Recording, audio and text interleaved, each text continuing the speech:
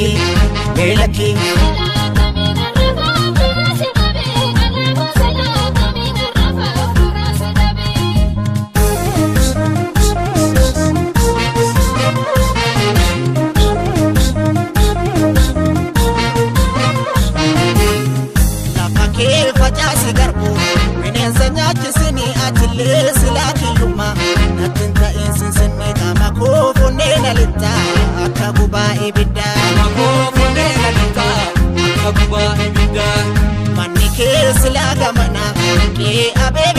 Barbore dan nadange sani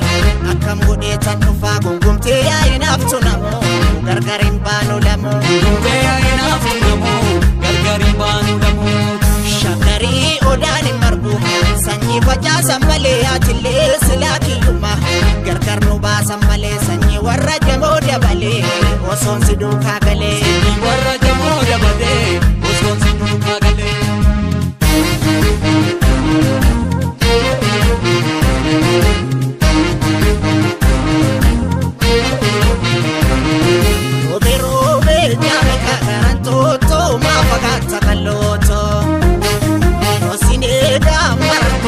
Sena si hawe baradera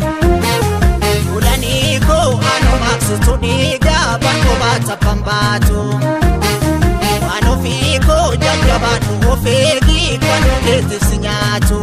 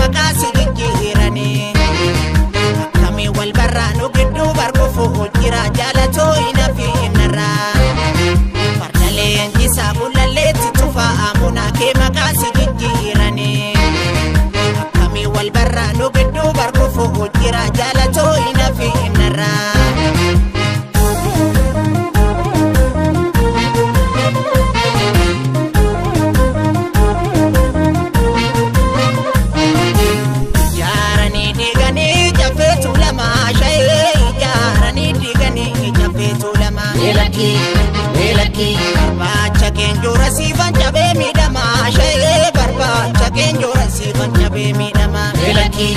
Melaki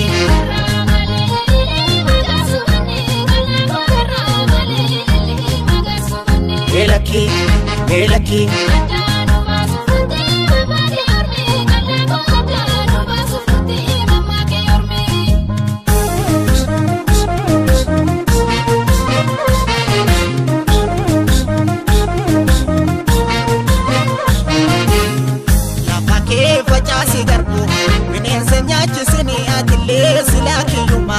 Natinta insinsini kama kufunena lita akaguba ibida kama kufunena lita akaguba ibida manike silaga mana ke abebe tufa barbure dan nadange sani akam gode tan tufa gungumte ya inaftu namo gargarin banu lamo gungumte ya inaftu namo gargarin banu lamo shakari odani marbu sanyi faja samale atille silaki yuma gargar no ba samale sanyi warra jamo dabale oson sidu kagale warra jamo dabale oson sidu kagale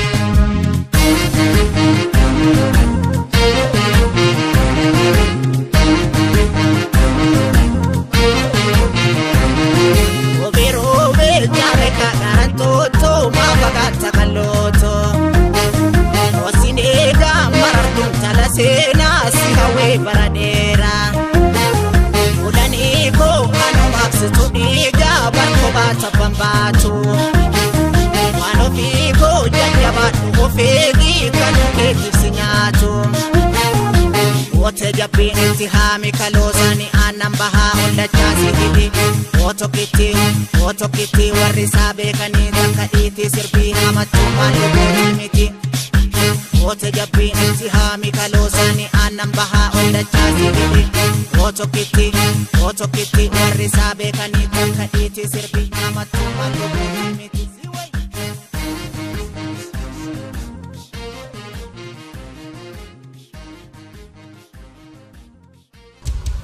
Aya Studio.